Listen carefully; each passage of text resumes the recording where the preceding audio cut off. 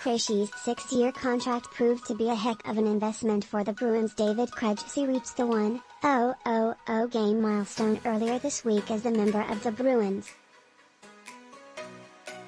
To honor the accomplishment, we're taking a look back at some of his top career moments in Boston. Next up, signing a 6-year deal with the Black and Gold. The Bruins shows their commitment to David Krejci after a strong 2013-14 season in which he amassed 69 points, his highest total since 2008-09. Boston signed Krejci to a 6-year deal in September 2014, committing to the core of him, Patrice Bergeron, Zdeno Chara, Tuukka, Rask and Milan Lucic in hopes of lifting another Stanley Cup. Krejci was a force in the 2013 Stanley Cup Final against the Chicago Blackhawks, leading the way in points, but the Bees ultimately fell in 6 games to a physical Chicago team.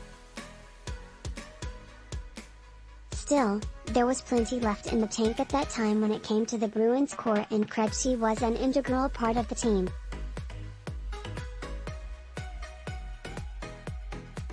Krejci's deal was worth $43.5 million, which made him the highest paid Bruin at that time and also put Boston right up against the cap.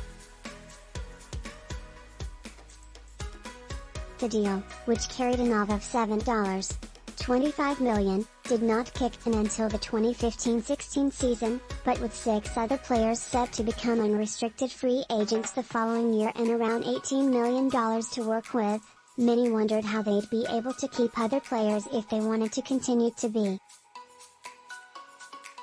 Prior to signing the 6-year deal, Krejci had 77 points in 93 playoff games.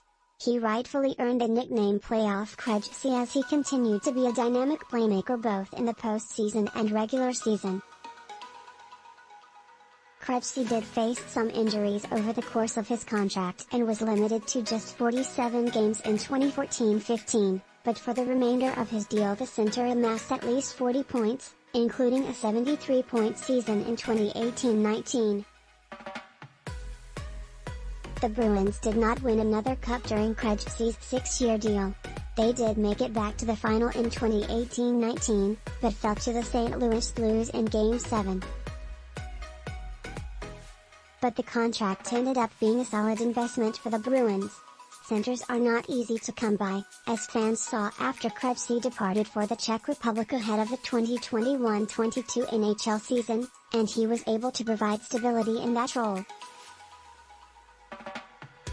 He was sturdy, a bit underrated and gave the Bruins everything and more that they needed in a center and a teammate. At the time Krejci signed the deal, the Bruins were in win mode. With players in their farm system not quite ready for the NHL level, especially in a top 6 role, making sure Krejci did not hit free agency was a no-brainer.